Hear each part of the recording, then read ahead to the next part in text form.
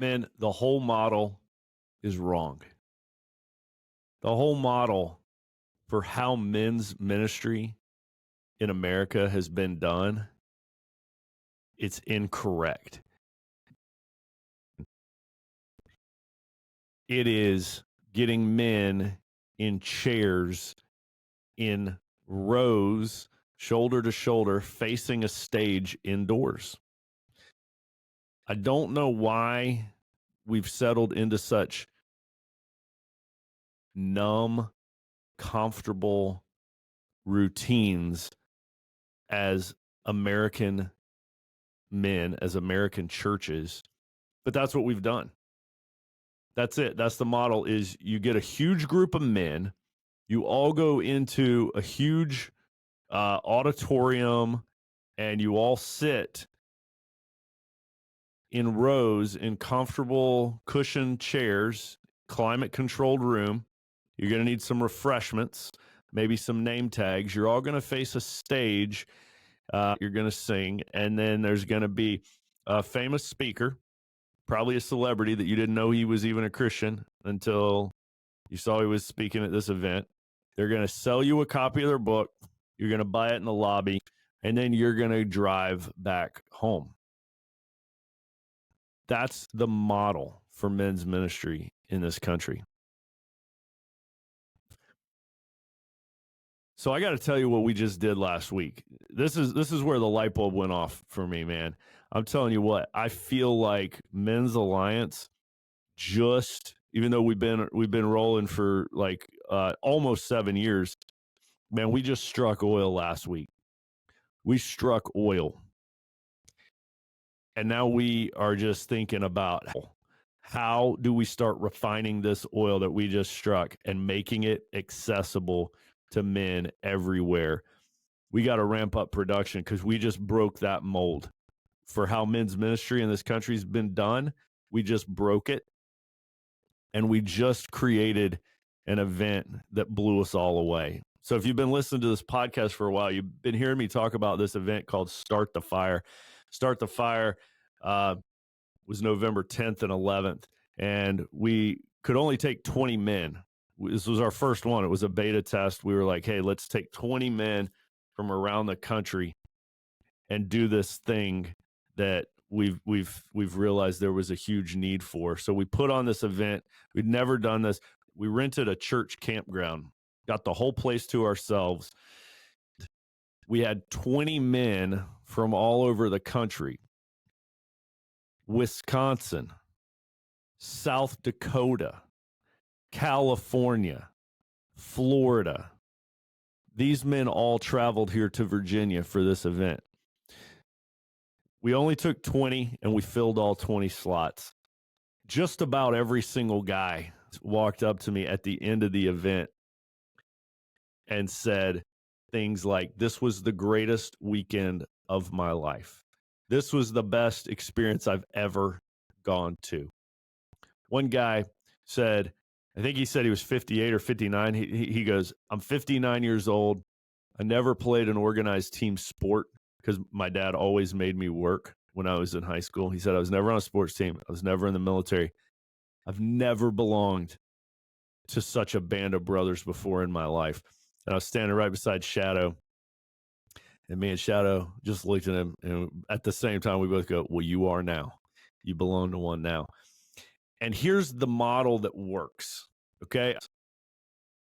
These men at our Start the Fire event, they went through workouts, multiple workouts. And we had some diesel jacked dudes that came to this thing, and they were gassed. And they said, holy smokes, I didn't know what to expect from this type of a workout, but this blew me away. You're not getting that at a conference. They led devotions. If you come to a Start the Fire, you're going to lead a 10-minute devotion. You're going to lead a 10-minute workout. You're going to build a fire. We had guys there that had never built a fire before. Half of the guys had never led a devotion before. One of the guys had never prayed out loud with his wife, never led his family in a prayer. All of that changed. Every one of these men are leading their families now in prayers and devotions. They're sharpening themselves physically, spiritually. You're going to, no kidding, learn how to build a fire with a spark.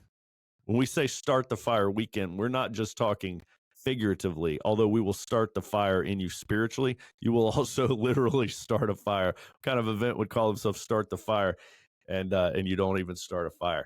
So we got multiple fires going, workouts going, devotions going. We got a land navigation course taught by a former Army paratrooper who's teaching land navigation while we're talking about the importance of being on course in our lives. You talk about powerful, but the most important thing that happened at this event is giving the gospel. And that's really where you start the fire spiritually. Is step one is being able to give the gospel. So this is not just where you're sitting in an auditorium hearing it. You're practicing giving it.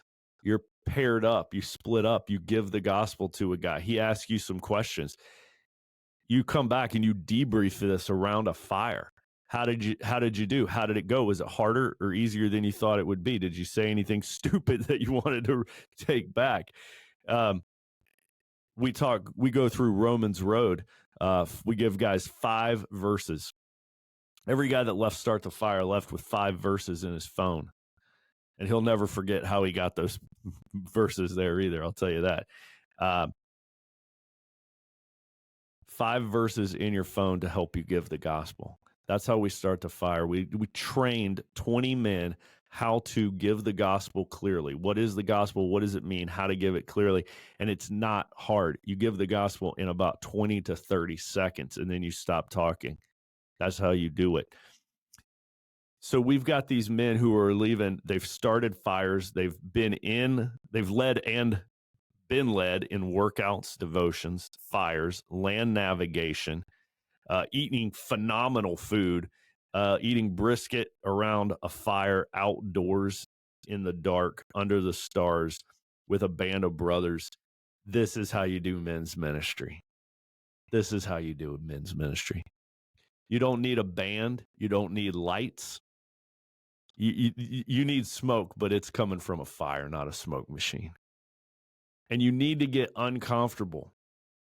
We don't need more climate-controlled rooms and cushioned chairs and refreshments in the hallway and name tags, right? We need to get pushed outside of our comfort zone spiritually and physically. We spend enough time in cubicles looking at computer screens. We all have couches at home. Listen, there's 168 hours in a week for you to be uncomfortable, for you to be comfortable. You can take just a couple, whether it's 1 hour a week at your Men's Alliance tribe or it's one weekend out of a year to go get uncomfortable. That's what we need. We would rather go outside around a fire and see who can do the most burpees in 60 seconds and see who can swing the 30-pound sledgehammer. And we would rather eat a piece of meat with our bare hands under the stars than do any of that traditional stuff at the annual conference. That's how we broke the mold. That's what Start the Fire is. That's what Men's Alliance is doing. Check out our Men's Alliance experiences because we are training men to be barbarian ambassadors for Christ.